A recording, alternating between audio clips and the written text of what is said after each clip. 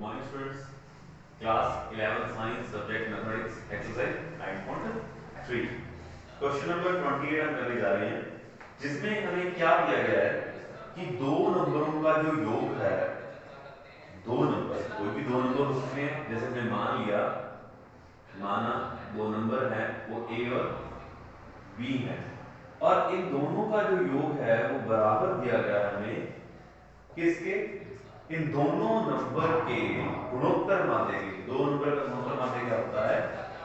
Root a B होता है, ठीक है। इसका 6 गुना है। क्या है इसका? 6 गुना।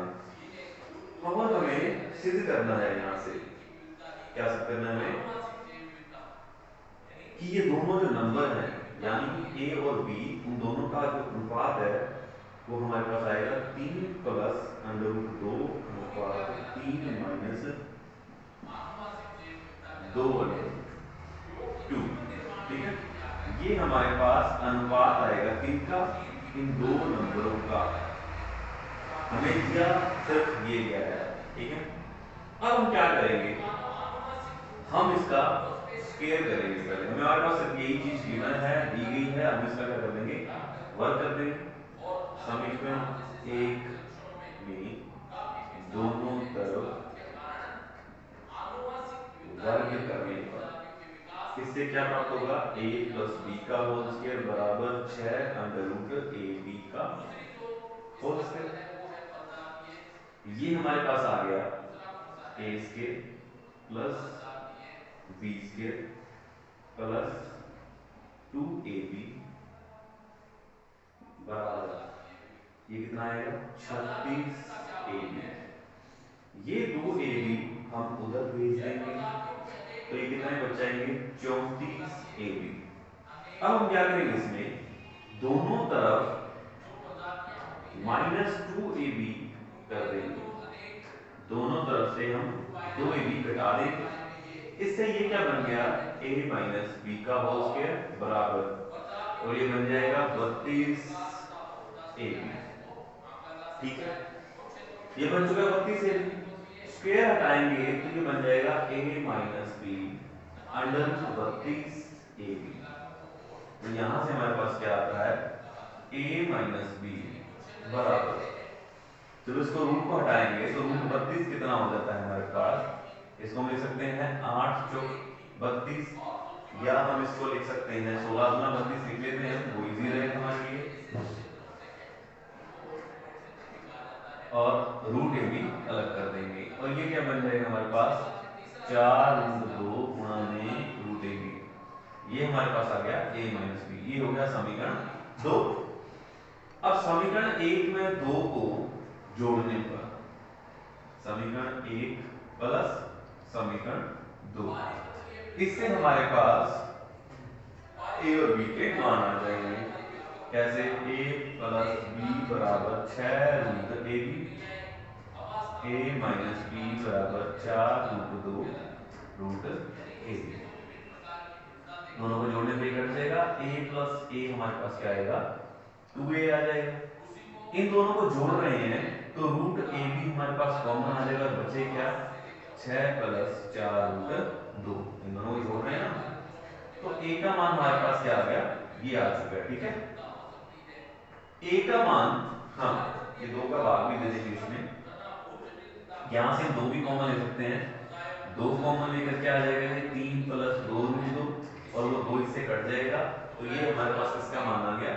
a का मान आ जाएगा। ये a का मान हम समीकरण 1 में रख देंगे। a का मान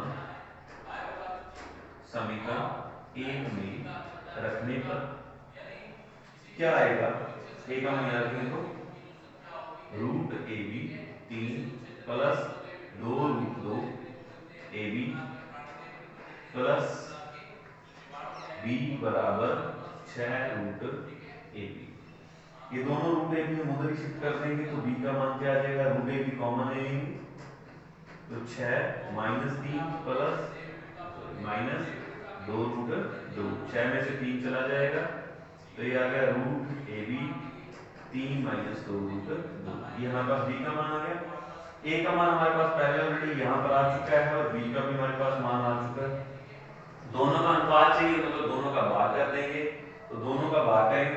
पास, देखो ये इससे कट जाएगा और बचेगा क्या, 3 + 2 √2 और 3 - 2 √2। यही हमें दोनों का अनुपात चाहिए था। ठीक है, तो इस तरह के क्वेश्चन को इस तरह से करते हैं।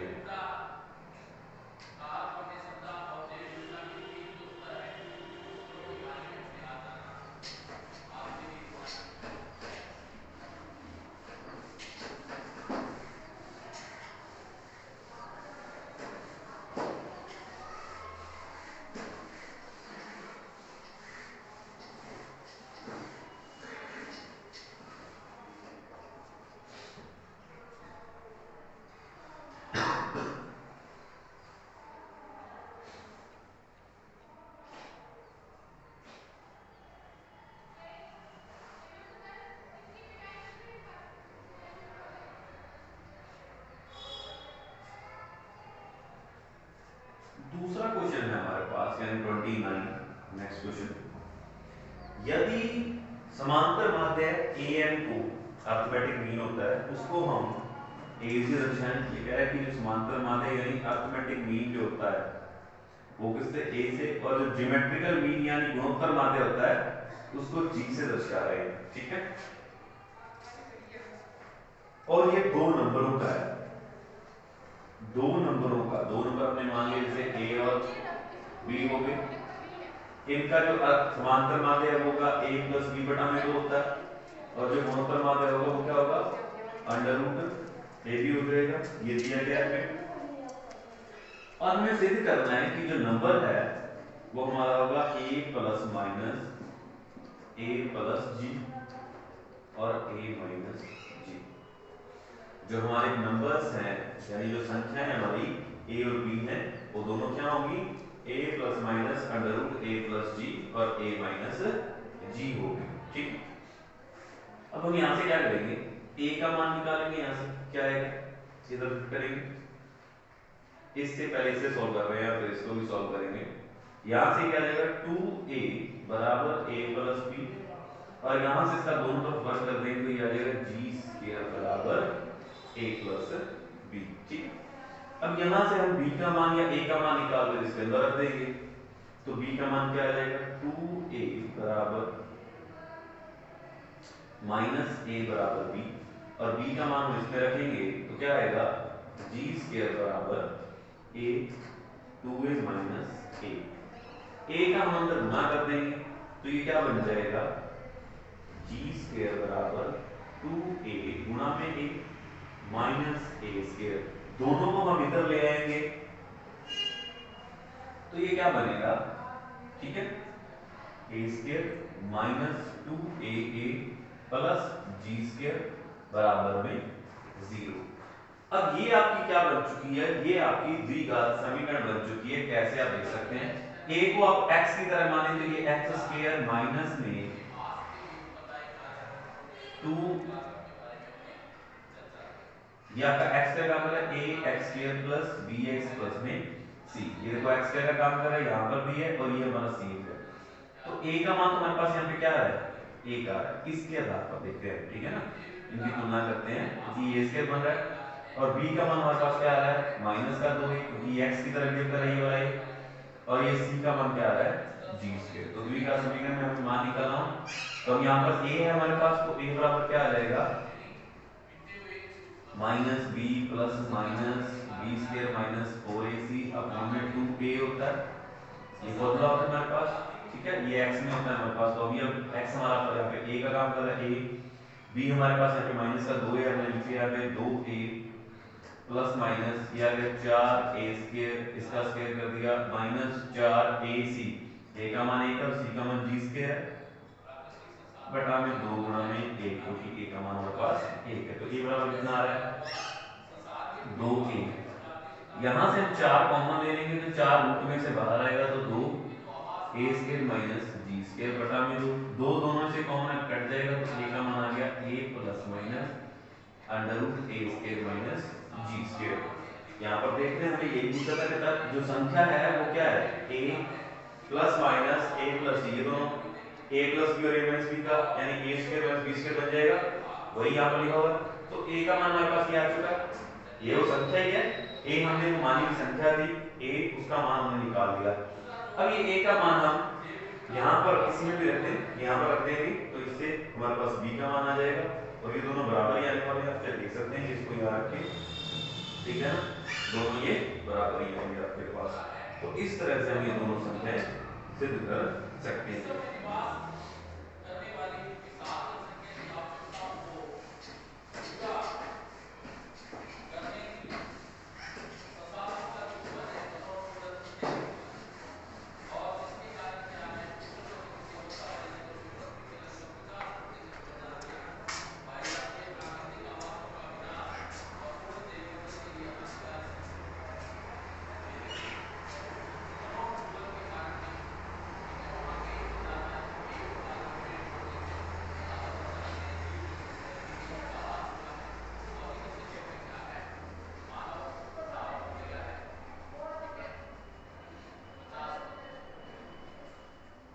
30वां क्वेश्चन है हमारे पास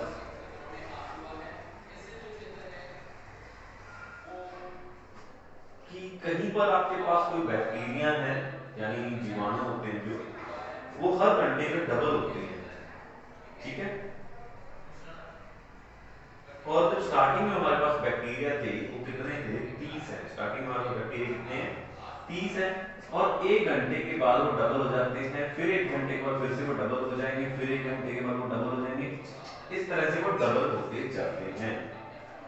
पहले घंटे में ये स्टार्टिंग में है, 1 घंटे बाद हमारे डबल हो गए, फिर 1 घंटे बाद हमारे डबल हो गए, फिर 1 घंटे बाद हमारे पास क्या हो जाएंगे, बैक्टीरिया डबल हो जाएंगे, ठीक है। और हमसे ये पूछ रहा है कि 2 घंटे बाद, 4 घंटे बाद और n घंटों बाद ये बैक्टीरिया कितने हो जाएंगे। तो 2 घंटों बाद हमने बता ही दिया कि 120 बैक्टीरिया हो रहे हैं हमारे पास, ठीक है।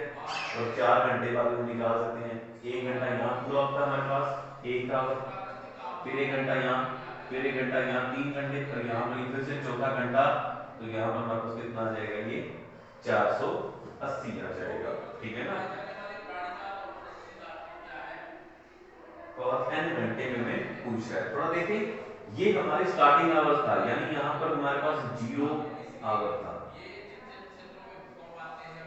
0 घंटे। तो यहाँ पर हमारा जो एक पहला पद बन रहा है वो यहाँ से बन रहा है। हमारे कुल n पद होते हैं, हम उनमें से कितने पद हो गए, एक पद हमारा और बढ़ चुका है। कुल हमारे पास n पद होते हैं, उनमें हमारा एक पद और बढ़ चुका है, यानी अब हमारे पास जो अंतिम पद यानी n+1 वो बनेगा, वो क्या होगा, ARn-1 बन जाएगा, जो हमारा अंतिम पद होगा, ठीक है। अब इसमें +1 ये -1 रखेंगे यहाँ, ये हमारा nth पद हो जाएगा। तो a का मान हमारे पास क्या है, इसका 30, और r हमारे पास कितना है, डबल हो रहे हैं, 2 आ गया, और इसकी पावर क्या आ गई, n। तो ये हमारा इसमें फॉर्मूला बन जाएगा, ठीक है।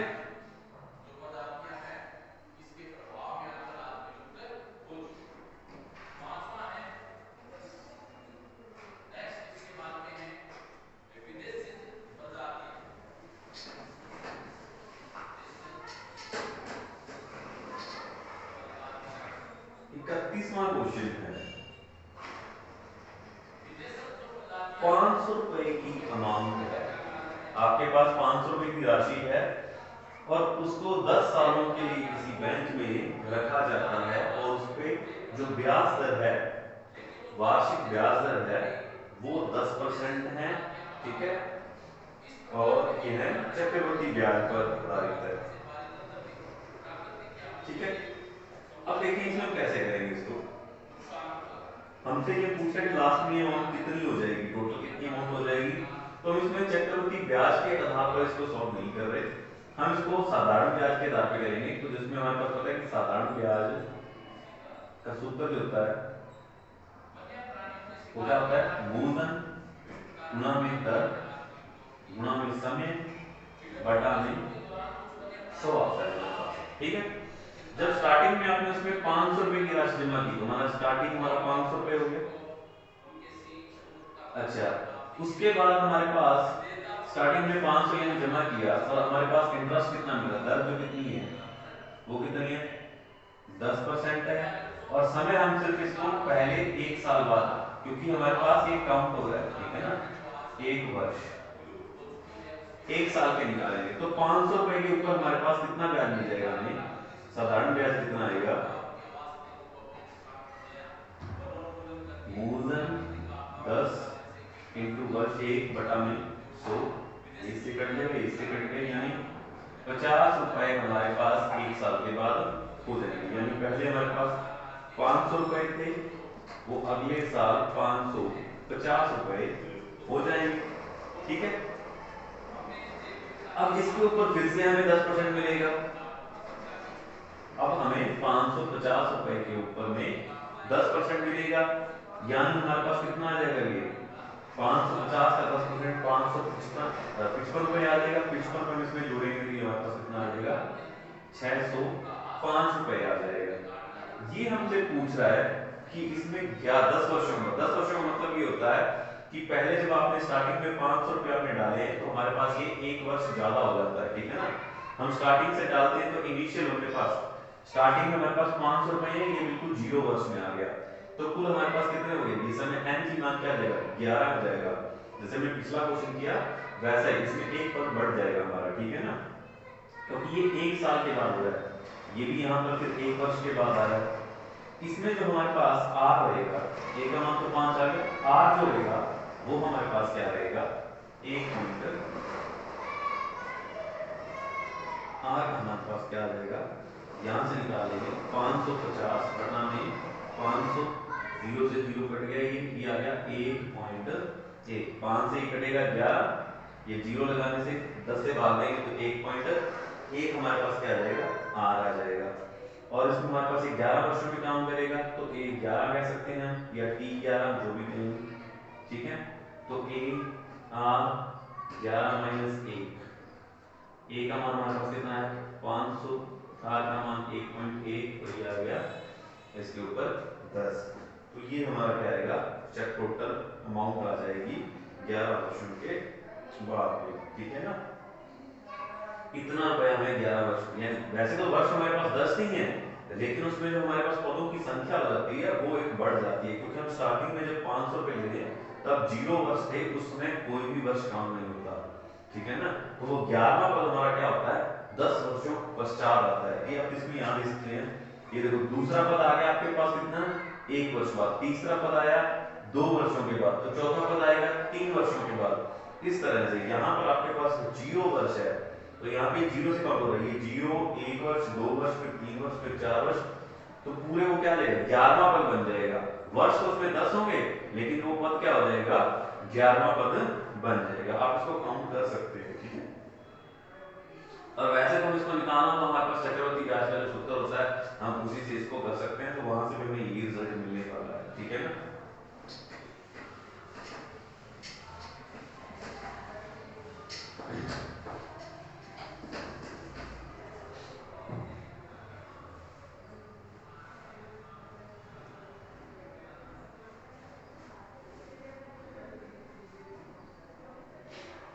यदि समांतर माध्य है और गुणोत्तर माध्य है,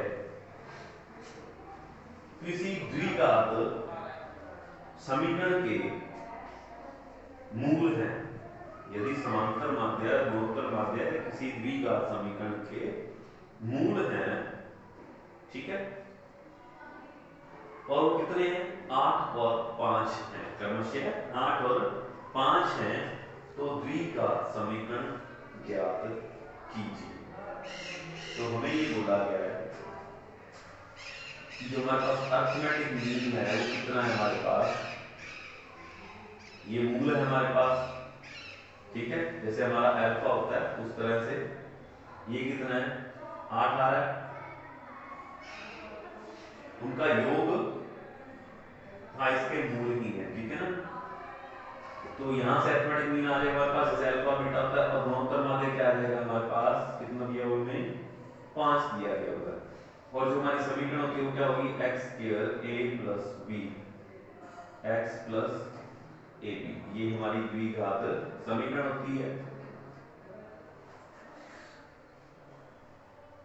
हमें ये दिया गया है कि जो द्विघात समीकरण के मूल होते हैं उन मूलों का, द्विघात समीकरण के मूल जैसे हमारे पास क्या होते हैं? अल्फा और बीटा आते हैं। 10th क्लास में यही माना है। इन दोनों का, ठीक है ना, ये दो जो अल्फा और बीटा है, इनका समांतर माध्य दिया गया है आपको 8 और गुणोत्तर माध्य दिया गया है 5। चाहे आप इसको अल्फा और बीटा समझ लें, इस तरह से हम यहाँ पे अल्फा बीटा लिखते होते हैं फॉर्मूले के अकॉर्डिंग,